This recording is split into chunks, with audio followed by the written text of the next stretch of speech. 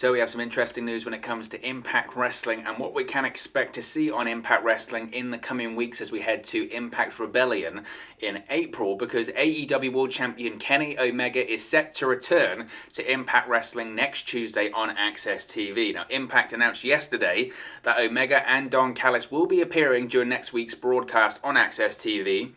Of course, Kenny Omega will be there to build his title versus title match against Impact World Champion Rich Swann at the Rebellion pay-per-view on Saturday, April 24. Now, of course, more is probably going to be announced what's going to happen next week when it comes to Impact Wrestling. But so far, what has been announced so far is, of course, the AEW World Champion Kenny Omega returning with Don Callis, X Division Champion Ace Austin defending against former champion TJP, Knockouts Champion Deonna Purrazzo versus Jazz in a non-title match, and Carl Anderson versus Eddie Edwards. So this isn't really, out of the blue, super surprising, because, of course, we expected Kenny Omega to appear on Impact Wrestling television heavily. Of course, he has to, right? If he didn't appear on Impact Wrestling television over the course of the next few weeks, going into one of the biggest matches in Impact Wrestling's recent history, that would be madness, wouldn't it? It would be absolutely madness, and I'm sure a lot of people would complain about that. So that's really no surprise. There had been a report recently as well that Kenny Omega had been in Nashville filming segments, scenes, whatever you want to call them, for upcoming episodes of Impact Wrestling as he builds to this title versus title match. So it's not surprising. I mean, today's March 19th. So given that Rebellion is on April 24, I mean, we're just over a month away from the pay-per-view, which of course is tracking and what it looks like to be an absolutely ginormous event. It's a huge event for Impact Wrestling, and it's a huge event really for AEW as well. I think people can often overlook that, and they say obviously it's an Impact Wrestling pay-per-view, but in my opinion, and I know still a lot of people have different opinions on this, but in my opinion, the ending shot, the ending image that we're going to get as we come out of Impact Rebellion is Kenny Omega as the AEW World Champion, but also as the Impact World Champion and the TNA World Heavyweight Champion, the Unified Impact World Champion as they're calling it. And the lasting image there is going to be Kenny Omega holding all of those championships. That's what I think it is. That's what I predicted it to be way at the start of the year, and that's still what I think now. I think Kenny Omega is going to be holding the Impact World Championship, and we've spoken about this quite a lot at length here on the channel, so there's multiple videos to check out on that, so be sure to check them out on the channel.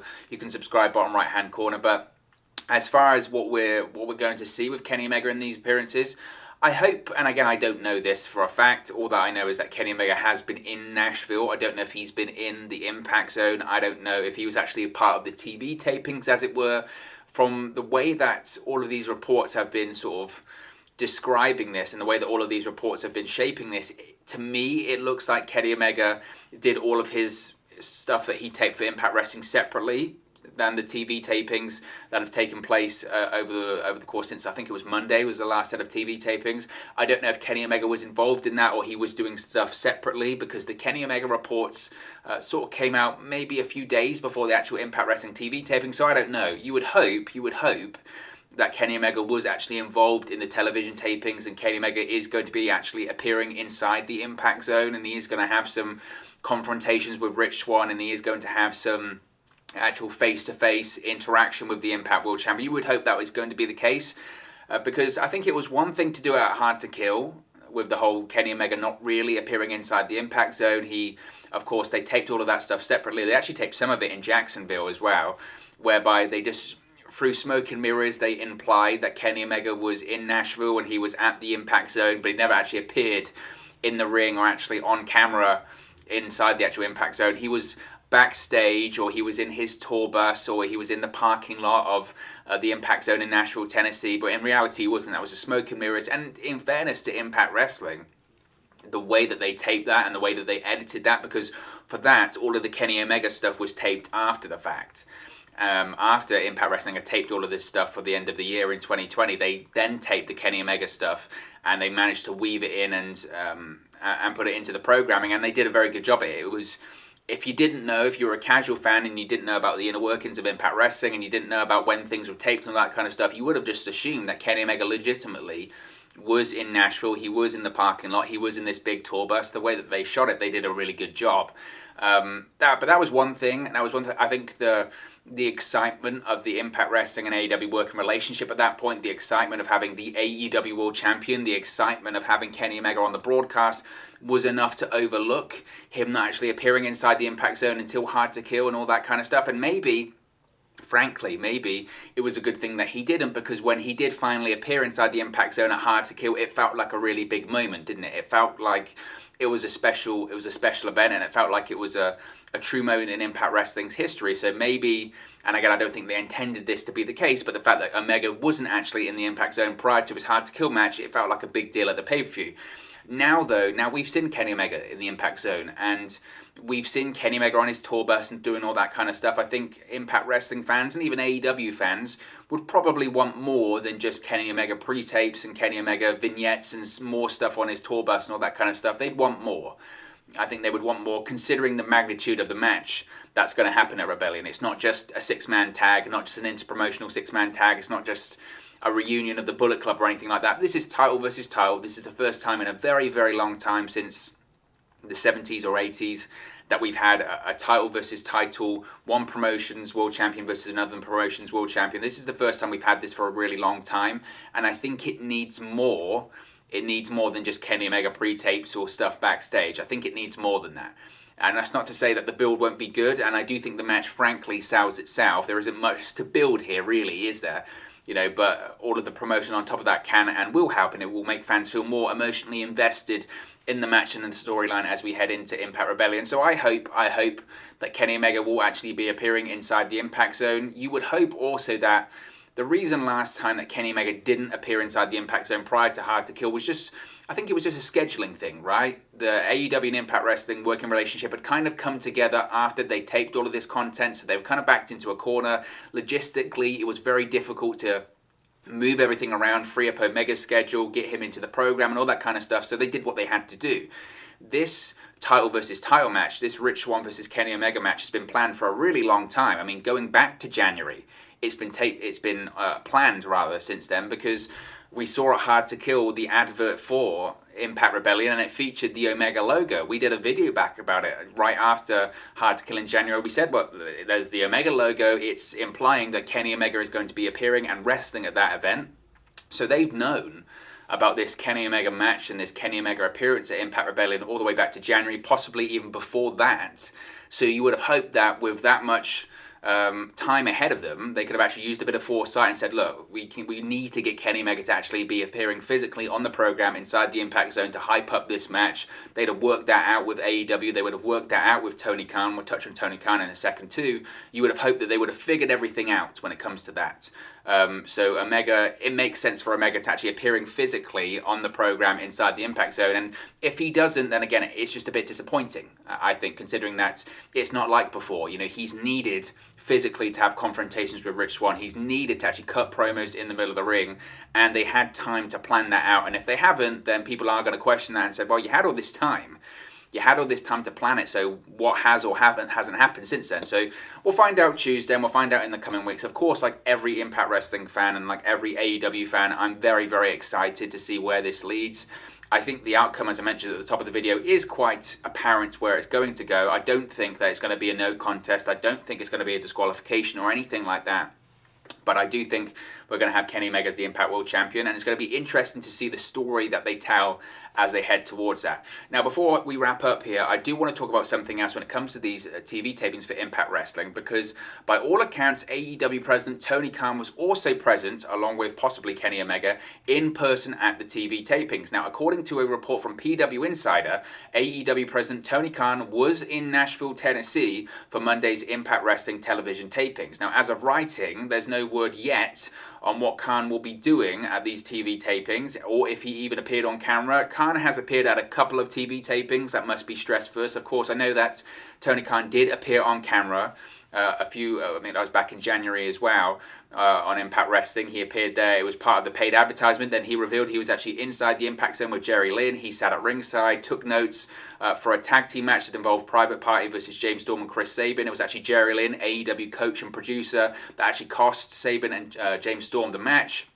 And people were really excited because it was a development of this Tony Khan storyline and this Tony Khan character that we've seen in Impact Wrestling. Since then, of course, we've seen these paid advertisements every single week from Tony Khan, but we haven't seen any more in-person appearances. Now, it must be stressed, as I mentioned, that Tony Khan has actually been at a couple of TV tapings, but he's only appeared on camera at one. I think the first time that they had an AEW presence at the TV tapings, which has probably been around January time, he was there backstage just to feel out and let everyone know that of AEW's presence and make sure that the AEW wrestlers were acting in a way that was professional on behalf of AEW and that AEW weren't going to get screwed over by Impact Wrestling and all that kind of stuff. So this isn't the first time he's been backstage, and it's certainly not even the second time he's been backstage. He's been backstage a couple of times, but certainly, I've been championing this for a while because we cover most of Tony Khan's paid advertisements for Impact Wrestling here on the channel, that I really do hope that the reason that he was there not only was to cut more paid advertisements, but to actually appear on camera. Because, and again, we've done these deep dives talking about these Tony Khan paid advertisements, but my big criticism of them recently, because I'm a big fan of them, I am a big fan of these paid advertisements, and I've been a big fan of Tony Khan's development as a character for Impact Wrestling. My big criticism recently has been that the character development of Tony Khan, the AEW president, the Forbidden Door, this sort of billionaire fan that's starting to get a bit power hungry and starting to throw his weight and his money around in the world of Impact Wrestling, that's kind of stopped recently, which has been a bit disappointing. In recent weeks with these paid advertisements, what we have seen is just Tony Khan essentially doing adverts for the AEW Dynamite broadcast on TNT the following night.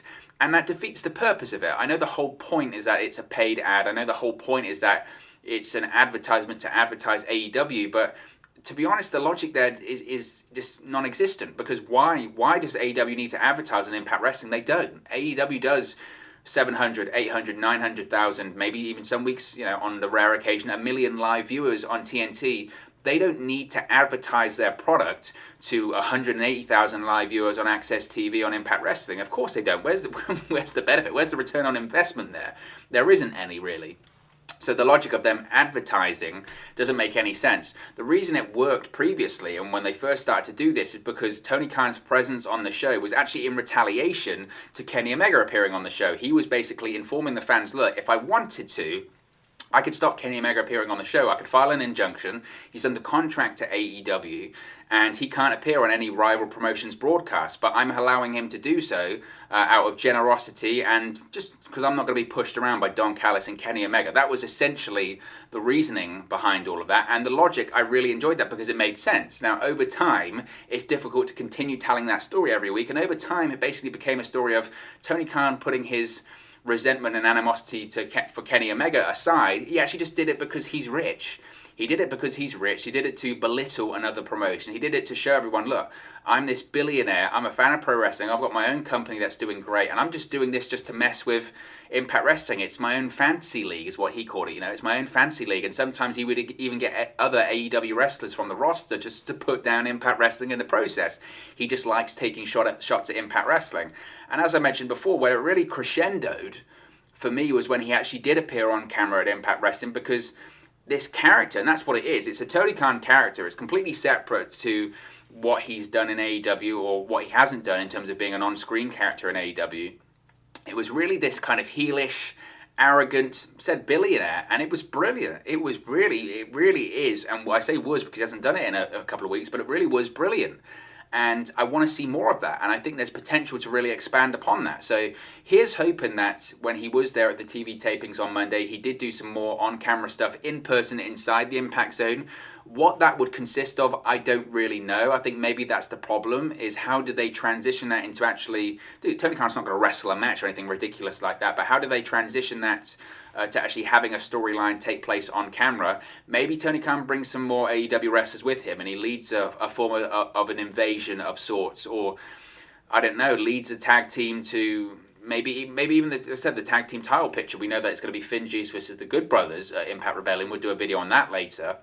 Maybe he brings another AEW tag team with him. Maybe he brings the Young Bucks. Maybe it's something like that. We know there's going to be this big cross-promotional match between AEW and Impact at Rebellion in terms of the main event. Maybe, just maybe, he brings the Young Bucks, and then you've got an AEW team versus a New Japan team versus an Impact team at Rebellion as well. Talk about a massive match there. Maybe that's how Tony Khan can actually get involved on camera at these upcoming TV tapings. Again, that's just speculation on my part. I don't know. I don't know. That's just me fan casting it, as you will. But that certainly is exciting, and I hope that Tony Khan gets back to that character that we've seen in Impact Wrestling, because it's been a lot of fun, and he's actually very good at it. And I know that Tony Khan actually did make an on-camera appearance, a proper full-on promo on-camera appearance on AEW Dark Elevation on Monday. And I know he's getting mercilessly ripped for it, because it was not a good promo. It was not a good promo. He looked very nervous, and he looked, I wouldn't say uncomfortable. He just looked very nervous, and he just kept shouting and repeating himself. And it didn't look good. Let's be honest, it didn't look good.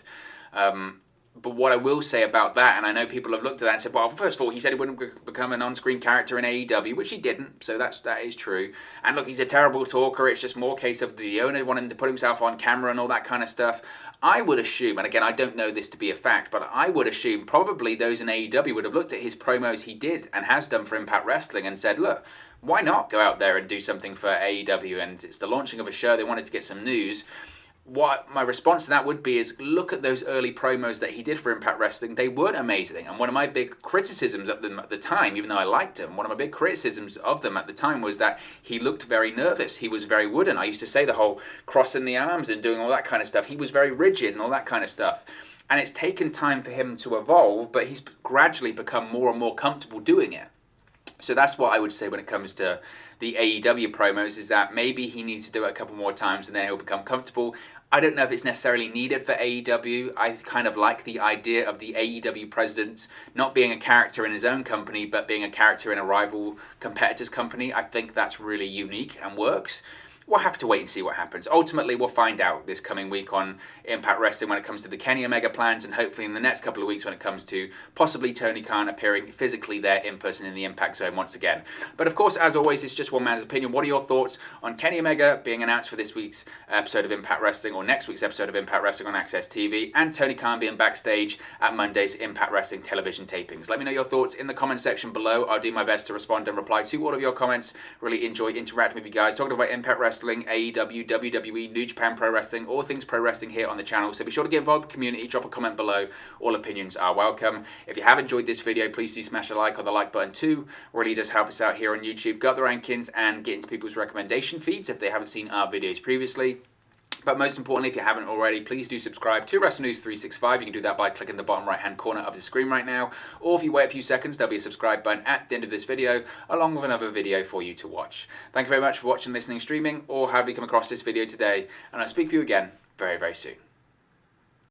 Hey guys, thank you for watching, listening, streaming, or however you come across this video today. Be sure to click on the video on the right there to watch our next video, or click the bottom there to subscribe, or the bottom right hand corner. Thank you very much, and I'll speak to you again very soon.